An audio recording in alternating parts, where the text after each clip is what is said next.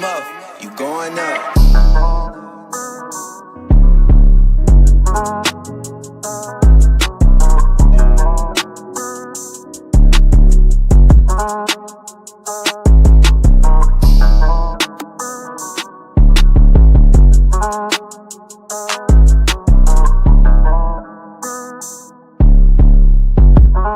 Ayo Muff, you going up.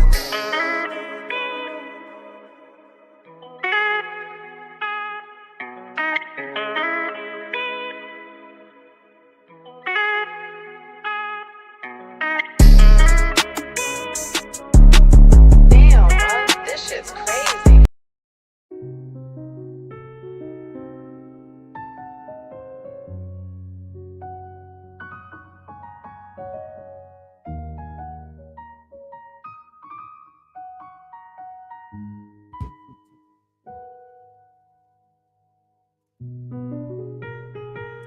Welcome to another episode of the Marijuana News Story. I am your host. Calm down, cool, smooth, and peace. My lovely host, Nene, no smoke.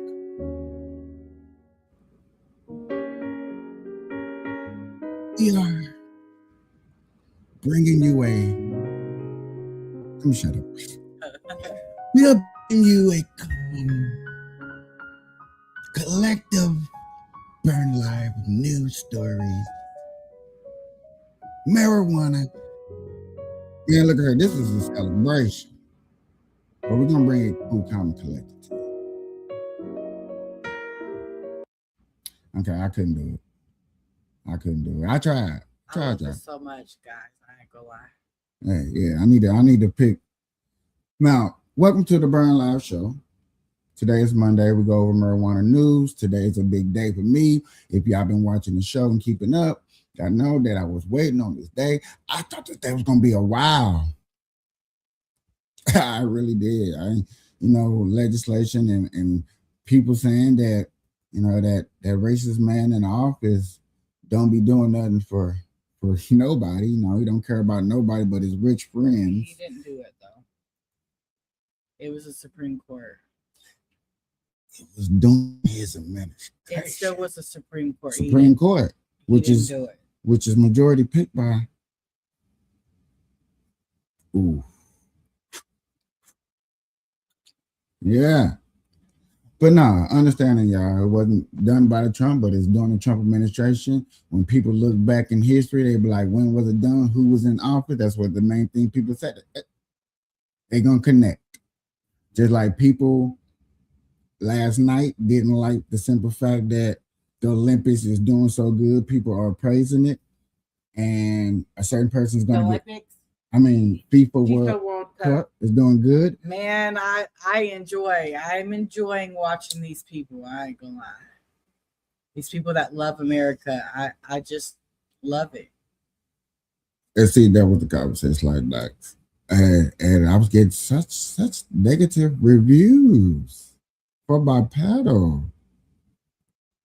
Watching their assignment is what makes me happy. Folks, we've got and from what they was telling me, y'all, it's like, oh no, it's just the hype, because of the simple fact that this is a normal kind of content creating of what you do. And I was like, okay, cool. If that's the norm, I enjoy it times 10, because yet again, we have a lot of countries all over the world that's tuning in. But that's not why we're here.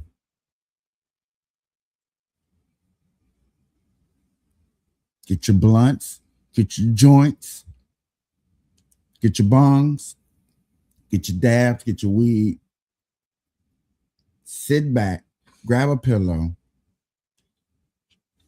light up, and let's get into this marijuana news for today.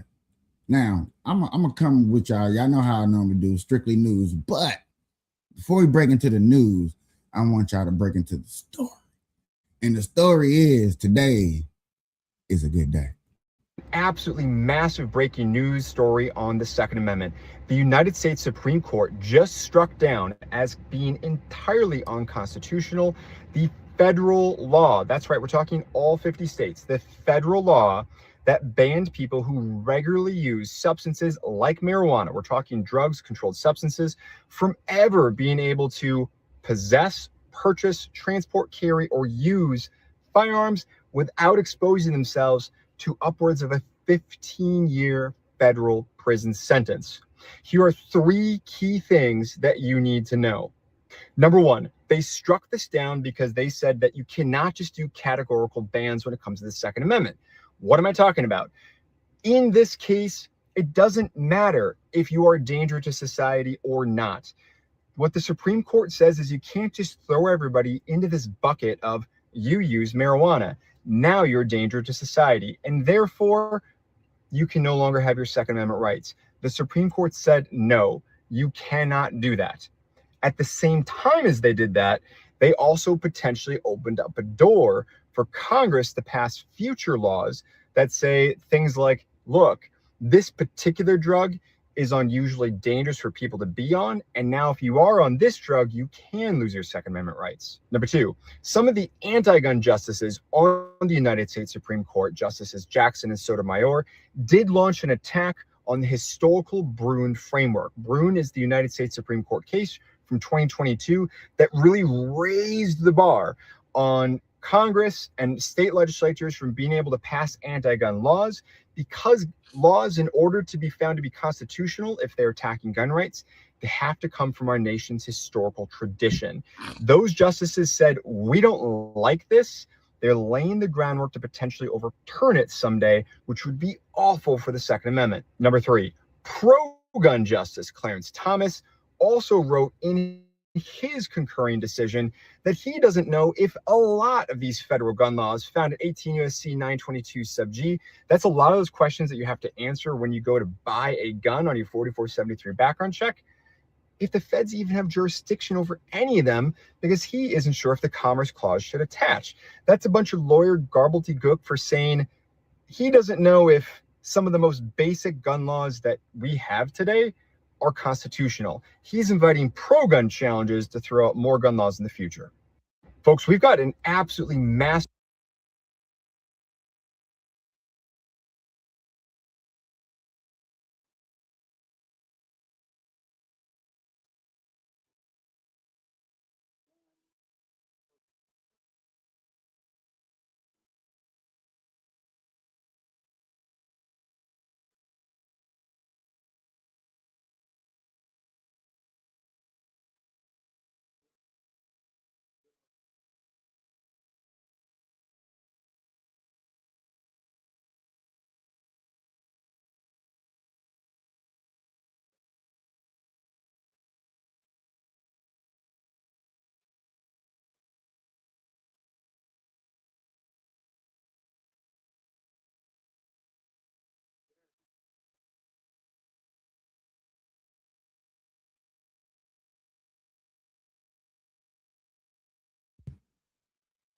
You did the whole time. Ladies and gentlemen, hold on one second.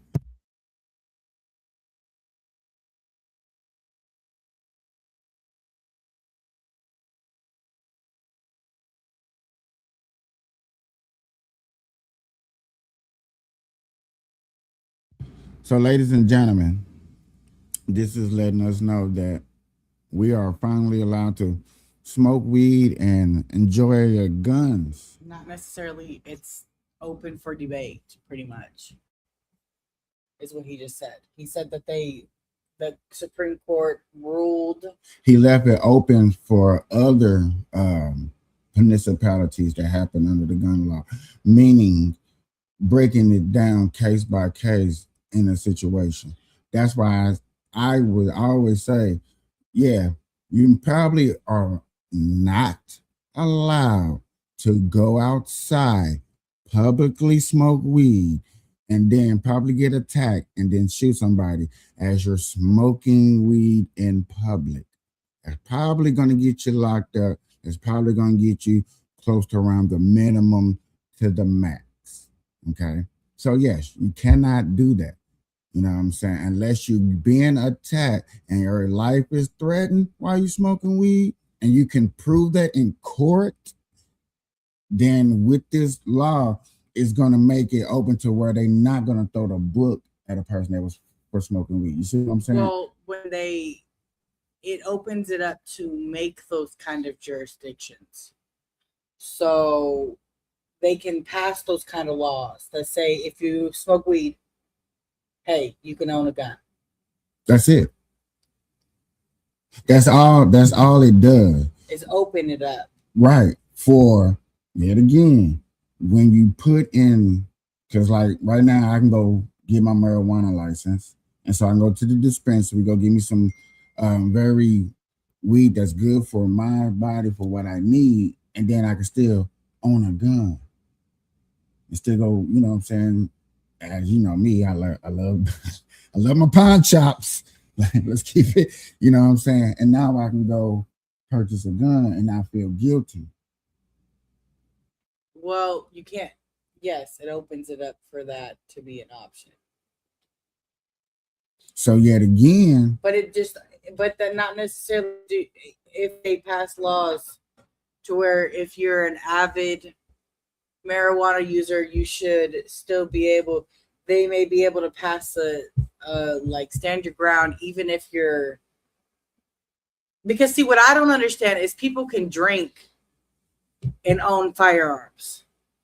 that's the whole purpose of what this is doing. No, I know. That's what I'm saying. It makes sense to do it this way because if you can have own firearms. And then in another case in which they didn't bring up is there's not cases where weed and firearm is involved unless it's above a certain amount of weed, what you would call that trafficking. Then that falls under a different category. Of course. Right.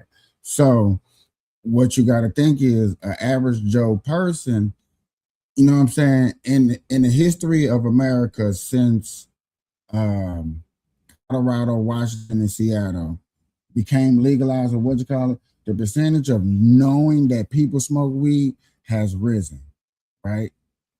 So now we know a good percentage of marijuana people are in America. We can document that. But right now, you're also saying before this happened, a lot of those people weren't allowed to technically, legally protect themselves. Because that's all the Second Amendment is doing, is giving us the right to bear arms, to protect yourself. What it protects ourselves from the government, in case the government feels like attacking us. Hunting, and when it comes to stuff like that, that's what the Second Amendment is for. To give us the right to do those things. That's what our forefathers was afraid of what people are afraid of today. Where what main people think they're afraid of, that the government has too much power and one day they're going to rule over the small people. And they're going to be able to come in here and then, because that's what I used to start off with when I first started this. When I was asking, because I was dealing with a lot of people that say they didn't care about the government. And I'm like, y'all claim y'all don't care about the government. But yet again, if the government opened up that door, came in here and said, I'm taking your kids and putting them in the service, you're going to care all of a sudden. And then the first thing a person say, well, the government can't do that. How do you know? You don't care about what the government do. You don't know what law the government has passed because you don't care. So in this situation, I'm a pot. Well, what? I don't know the number. So I'm gonna say 36% of America probably smokes weed. I know it's a lot more. You know what I'm saying? Probably documented. What's the percentage of people who smoke weed in America?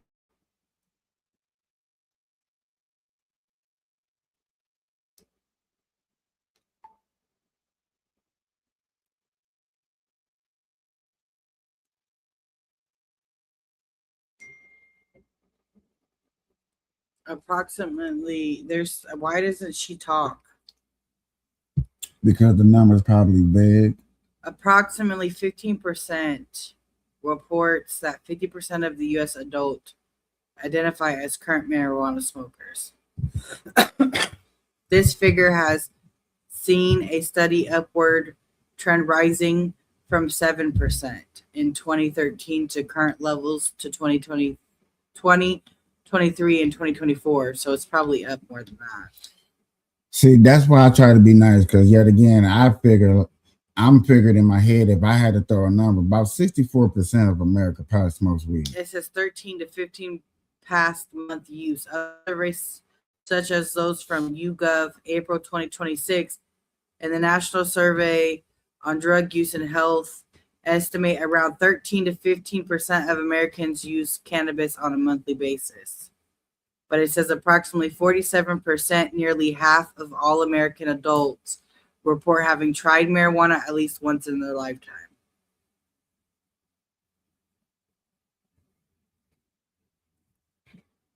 Men 17 to 19% are generally more likely to report smoking marijuana than women, 11 to 14%.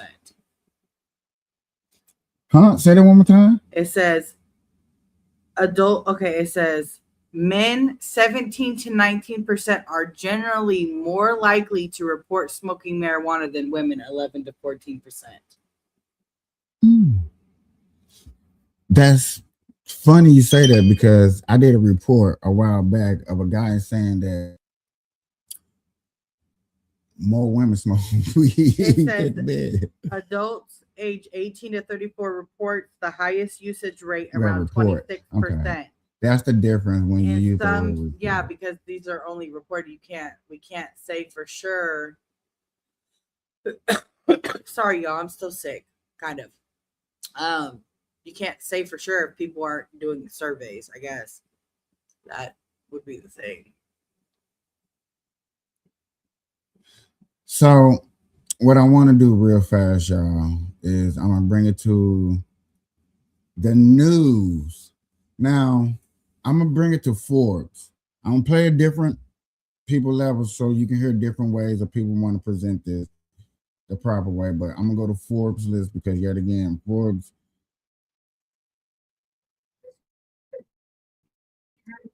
is on a buy situation. So let's break this down and let's get into this.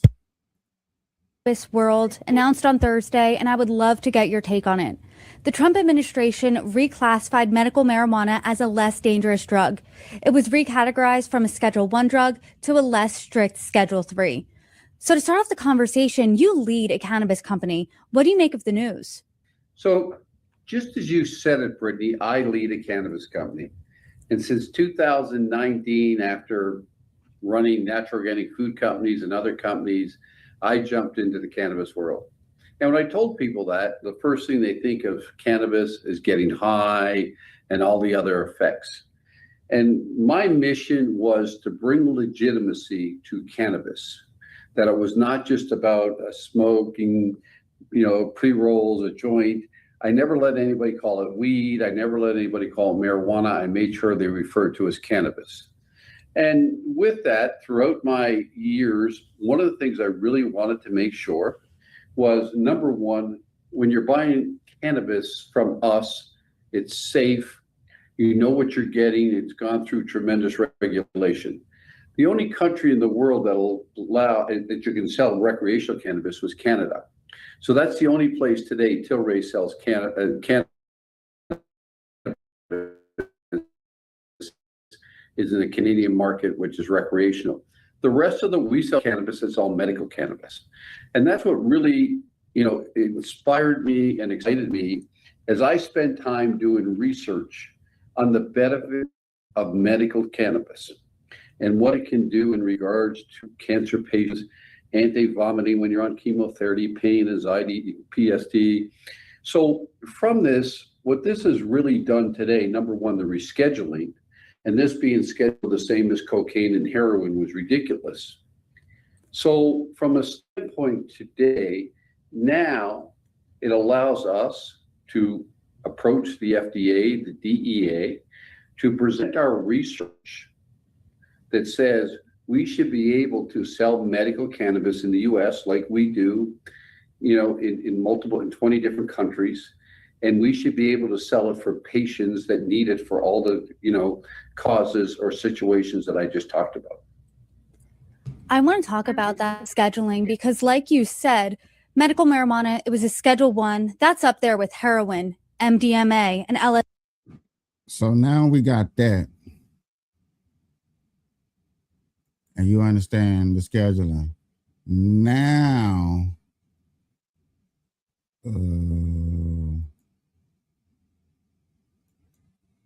now that you understand that and you got the scheduling, now that you can see that that was the start, right?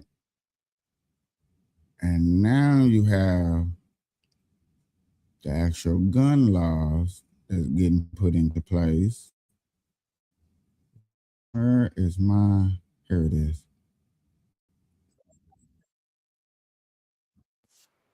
Marijuana. A campaign is gaining support in Massachusetts to reverse their 2016 legalization of recreational marijuana. This as the new Wall Street Journal warns of the dangers of weed, saying, quote, doctors at Mass General Brigham Hospital found that the share of adolescents with psychiatric emergencies who tested positive for THC jumped nearly fourfold after the drug was legalized from recreational sale in the state.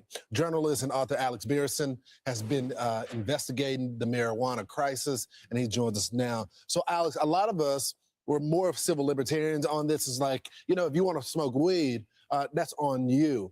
But then the health data started to come in, and now it's causing a lot of people to change their perspective on this, right?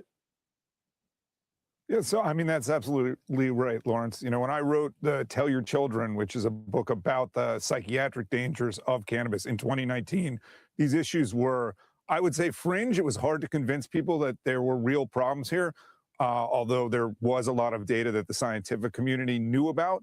But now people are seeing it for themselves. And I think the real question that people are asking themselves is not, are we going to put millions of people in jail for smoking pot? That's obviously never going to happen. It wouldn't make any sense. The question is, do we want a big commercial industry that's promoting this, that's selling gummies, that's got vapes that are almost pure THC, which is the ingredient in cannabis that gets you high? Do we want that on our streets? Do we want that in stores? Do we want billboards? Do we want the smell of, flower cannabis everywhere? And people are starting to question that. So, Alex, when you look at the data, the Americans ages 12 plus smoking marijuana, there's been a jump. So back in 2021, it was about a little over 53 million. And now in 2024, it's over 64 million. I guess the big question is, did something change in the marijuana that is causing it to be different and people to react differently? Did the commercialization of it change the strands? Well, you do. You have this really high potency cannabis that used to be, maybe it was 1 to 3% THC. Now, if you smoke it, it's 20 or 30% THC. And again, you can have extracts that are based. I can't.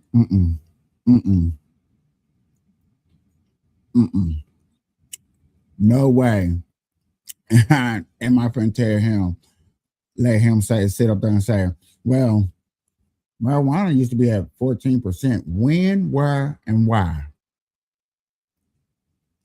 There was no way that a person like that can document we've been around since like hell, shit and hell. And I literally mean it like that, but I'm sorry I had to use those terms, but I need y'all to understand the terms of what I mean. In the 90s, they still had good weed, very good weed, dirt weed, just like they got today. They got very good weed, more potent weed. And I would say, yes, today is a little bit more potent because it's the study into the weed and people are more getting sciencey with the weed. So yes, you do have that. And that is a danger for people who wants to get the most potency and take any shortcut. I will give you that.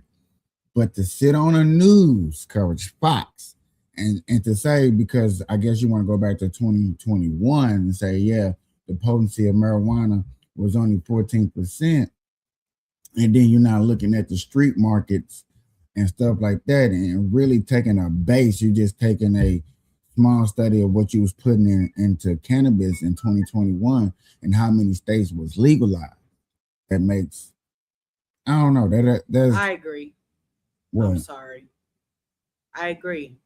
I agree that weed has gotten more potent with them being in the dispensaries, and I can tell. And I don't smoke anymore. I haven't smoked in 10 years, but I had an experience that they were speaking about, so I can talk on that side of things. You can get dirt weed that's got a minimum THC level for certain people, and it doesn't affect them as bad as this newer, higher potent stuff. I can tell, and I don't even smoke, so I can tell. Okay, so that's just like saying when an immature person goes get a couple of bottles or a couple of cans of Four Loko. You know what I'm saying? Okay, you got your one, but now you got your four. That's overdoing it. Okay, I get it.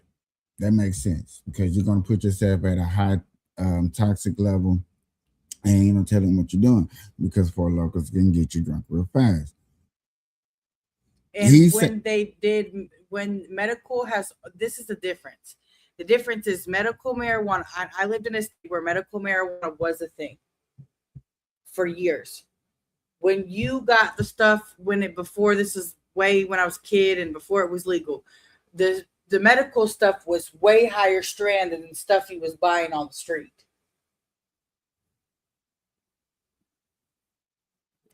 You'd get a higher high if you got some medical than when you got just some dirt stuff off the street. But see, they wasn't selling Moon Rock in dispensaries, and Moon Rocks have a way higher potency than Rock. And then when Sun Rock came out, that's way higher potency than what you can find in a dispensary. That's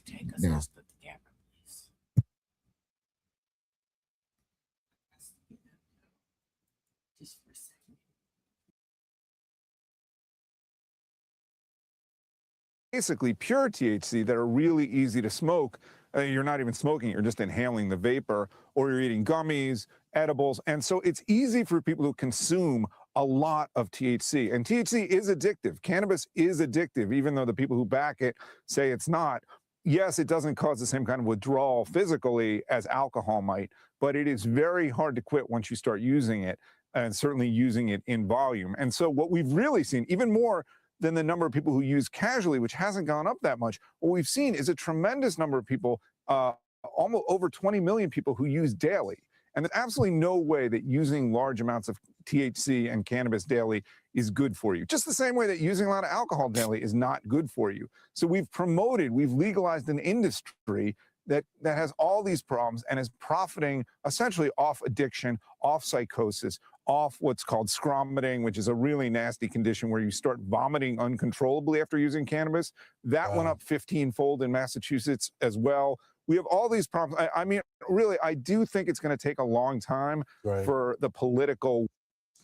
I'm so tired of fucking Massachusetts, all they damn snitching and telling and researching and documenting and here. They're like that kid that gets his homework and schoolwork done before the teacher even puts it out to the rest of the students. He already got it done because she was like, well, this is you know what? He got some bright future here. Here's a package. You just sit there and fill that out. And he's like, here, teacher, I'm done. We all looking like, what done or what? And teacher like, well, students, giving you this 4-page booklet. Done. You have time to cheat.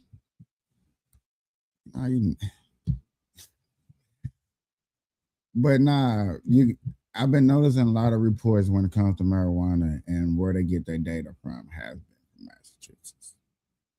And there's a lot of, I don't know what goes on up there in Massachusetts, you know what I'm saying? I'm not from there, but damn it, I'm just, a little up to here.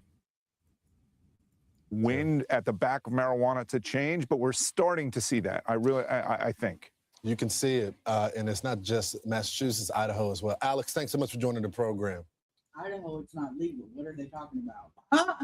Changes. Like Texas might be getting down with the get down. Florida might actually be going legally. You know what I'm saying? DeSantis Idaho will be the last state to legalize marijuana. I'm sorry. They will be the last state. That in North Carolina. And Texas. You'd have a better chance with all the other states than those three. what it is 30. I think they're in the 20s or 30s of states that's even least medical or recreational now. Or 25. Last time I checked, 25 to 35. One of them damn numbers. But legalizing it recreationally, I don't see that happening. I know Florida better at least do it because that'll help with their tourism, even though they're probably still the top state of tourism. That would definitely still help. You know what I'm saying? Because I'm definitely, and I thought about going down there so many times, but like, what am I going down there to do?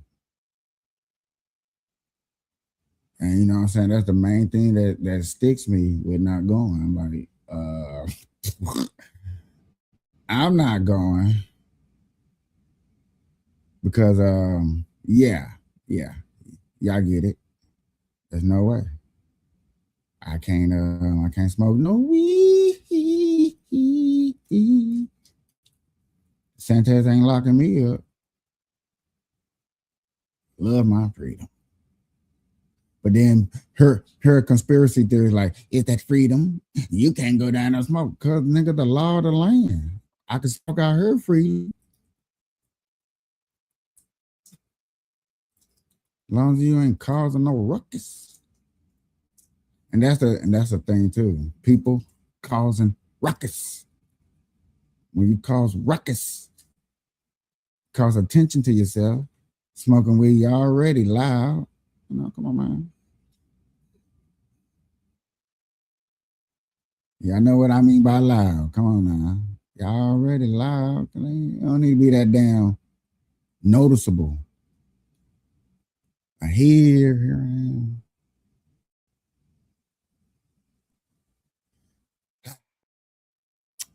I'm gonna cover this story again because yet again I like this story, and there's people that still be doubting me on this TCA, TSA. You know, still be think I'm lying. Get your weight up. But yet again, this is the crazy part. What I talk about Florida, because this is about Florida, y'all.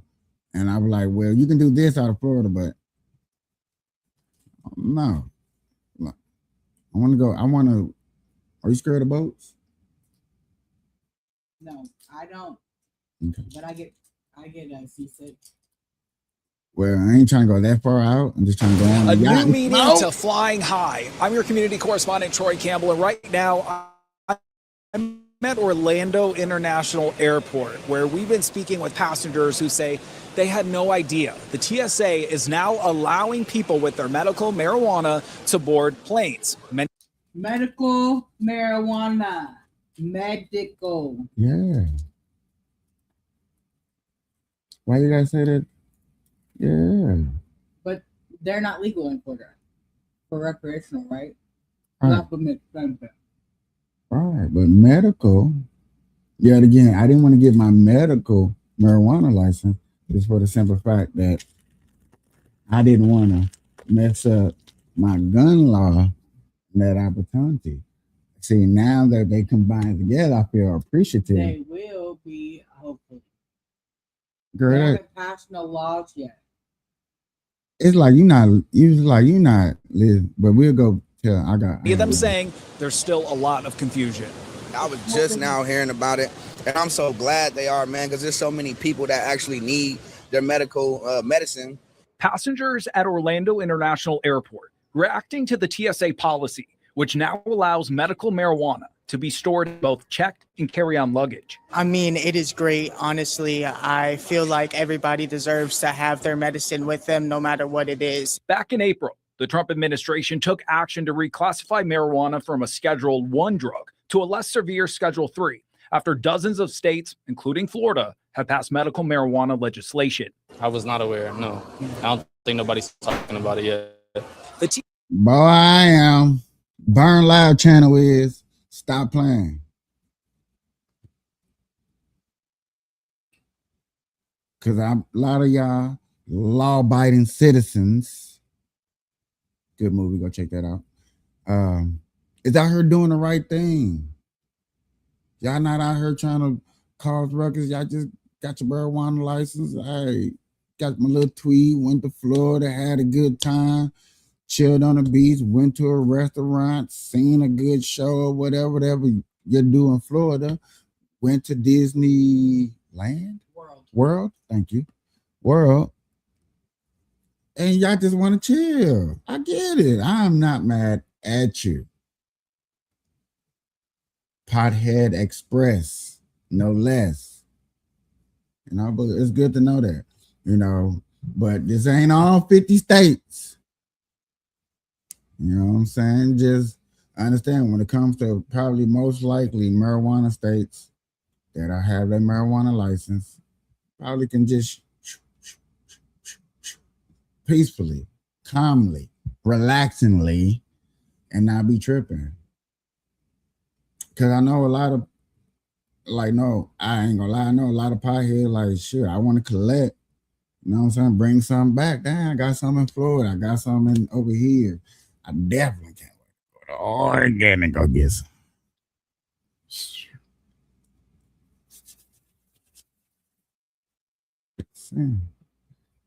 There are a lot of states we're different and you want to try, and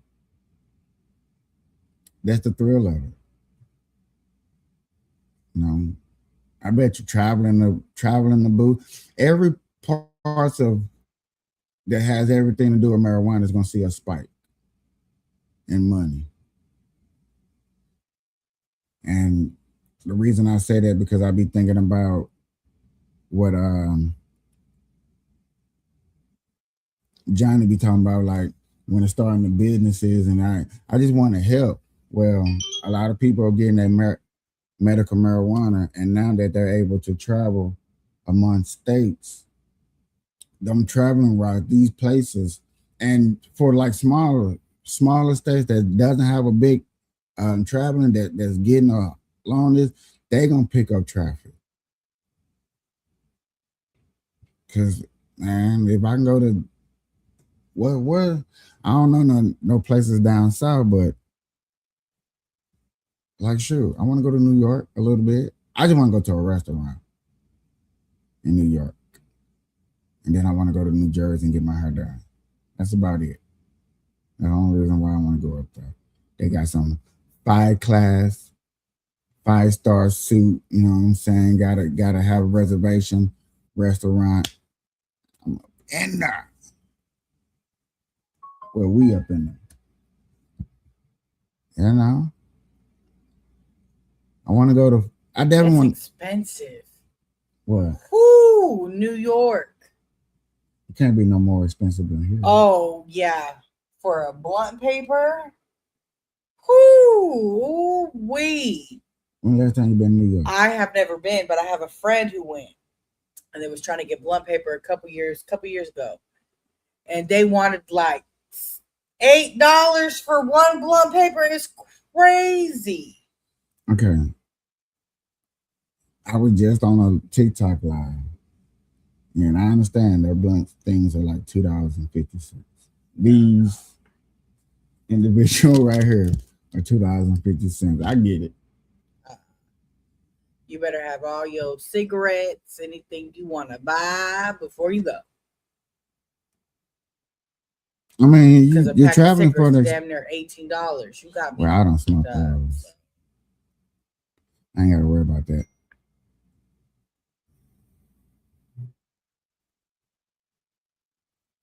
But to travel, traveling places are going to see a good spike, a good wave of people coming when these laws like this are getting loosened. TSA says right now, their agents here at Orlando International aren't searching for any marijuana or illegal drugs. They say instead, those agents have a job of identifying any security threats for that flight. You're only supposed to be looking through like the x-rays and stuff like that. They should be able to focus on that more. At this point, it's still unclear if or how TSA agents would verify if somebody has a medical marijuana license. Orlando police tell us Pull the if their card out? officers are called to a security line. Pull the card out. I smell marijuana. You got marijuana on you because of something made us alert to your bag because you feel like you got a little bit more than what you need. Bam, here's the card. I hope it's a number on that card. I don't have one. I ain't gonna lie to nobody, but I hope there's a number on the card. Call the number. Is this a legit number? Oh, it's good. Going about your business. Hopefully you don't miss your flight. For people that like to do that last minute come to the airport. Officers will evaluate the circumstances and enforce applicable laws accordingly, which calls for a $100 fine if the amount is under 20 grams if someone doesn't have a medical marijuana license. Yeah, I think it's about time. Here, this $100, leave me alone. Let me get on my flight. Honestly, because I think marijuana in general in Florida is just like a gray area. Like some people don't care, some people do. So you think this is just the good next step for a policy to reflect real life? Right. Yes. Yeah. Totally. 100%. And the TSA Yeah. Second time me covering it, I just keep covering it just in case because I be talking to people and they be like, I don't know what you talking about. I'm like, yeah. It's good to know some of these things that's going on in your streets.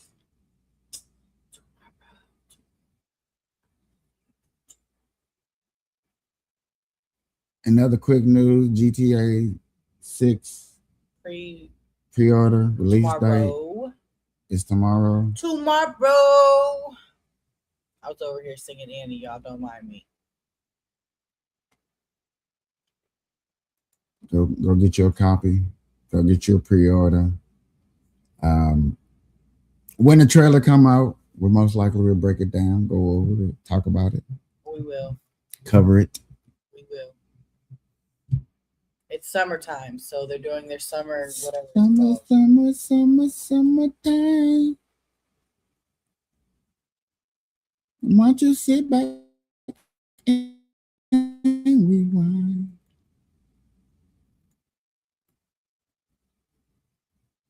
I want the full story. All right, let's go check out Virginia. Virginia. I don't know. I thought I had something I was gonna say. Let's go check out Virginia. Let's see what they're doing in the marijuana. A new deal tonight to bring the recreational marijuana market to the Commonwealth. Today, Governor Abigail Spanberger announcing the agreement with lawmakers. Fox 5's Homa Bash live in Arlington with the details. So, Homa, when could all of this happen? Well, Angie, the earliest would be July 1st, 2027. That is to give time to the Cannabis Control Authority to come up with guidelines, regulation, testing. Keep in mind, marijuana possession, medical dispensaries like the one behind me, those have been legal in Virginia for 5 years. This will just allow retail sales, so anybody over the age of 21 could purchase it.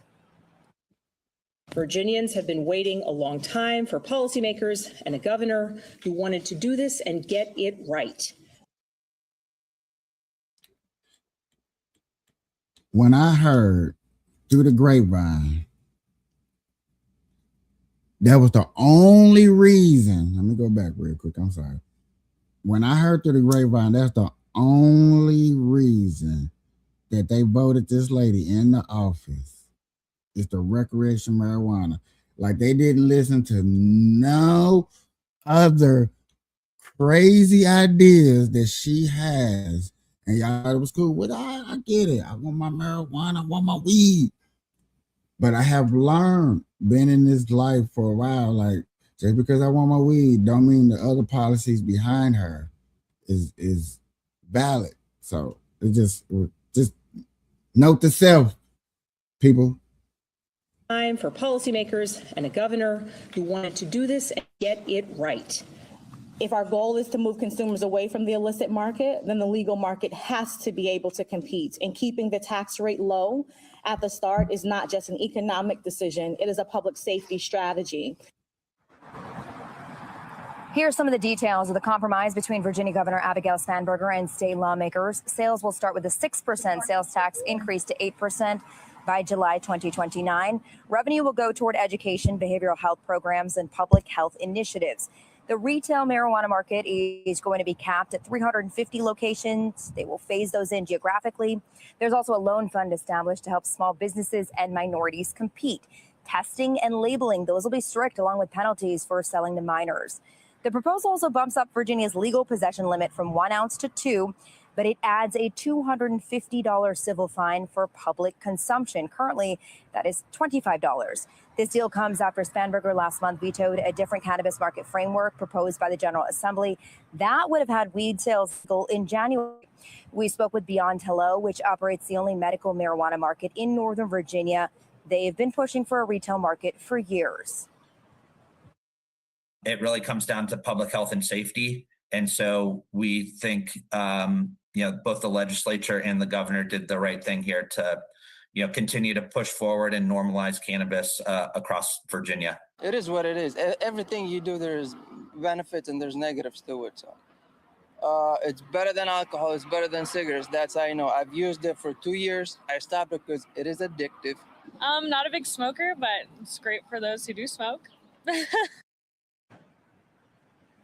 The legislation still needs to go through the budget process. If and when it is approved, it'll make Virginia the first southern state to allow for retail sales again. That starts July 1st, 2027. Kenneth, Angie.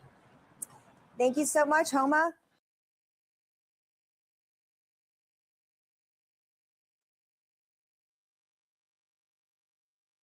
Virginia's proposed recreational cannabis market is drawing praise from some in the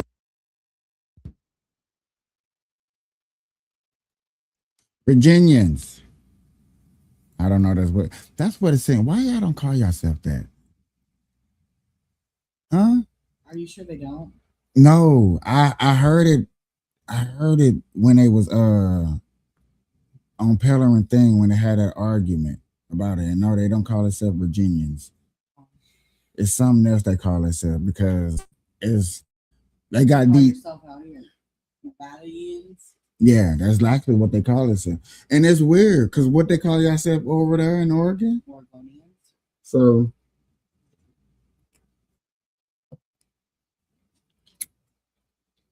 I never really tripped off of Missourians, and I don't even think that's what they call themselves.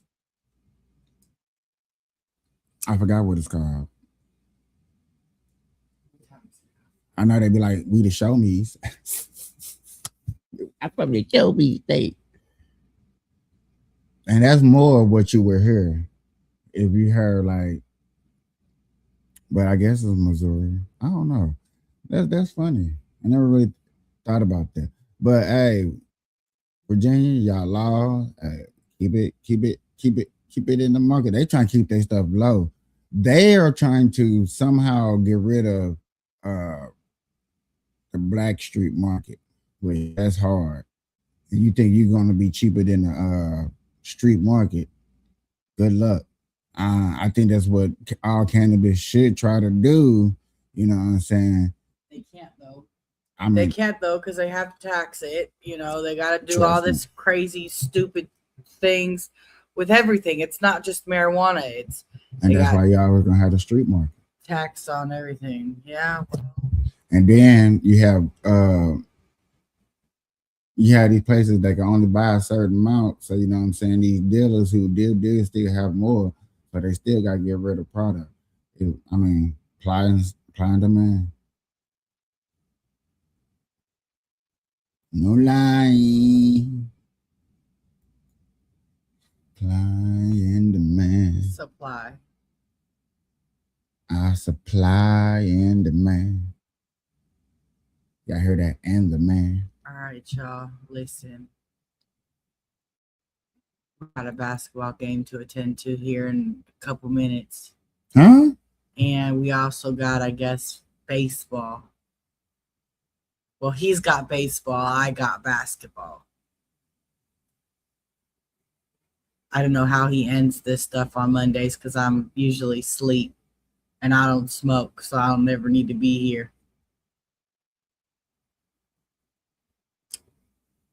Peace out. Unless you want to talk about Tobacco Wacky, then we can talk about that. I can talk about What's Tobacco Wacky. what is tobacco? That's what they used to call tobacco.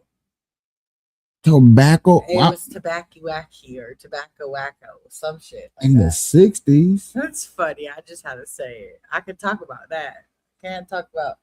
I ain't smoked in 10 years. The last time I ate anything marijuana related was in 2020. I smoked a cigarette and I'm talking about weed. tobacco wacky. Yeah, Tobacco Wacky. You know what? Until next time, y'all. We out.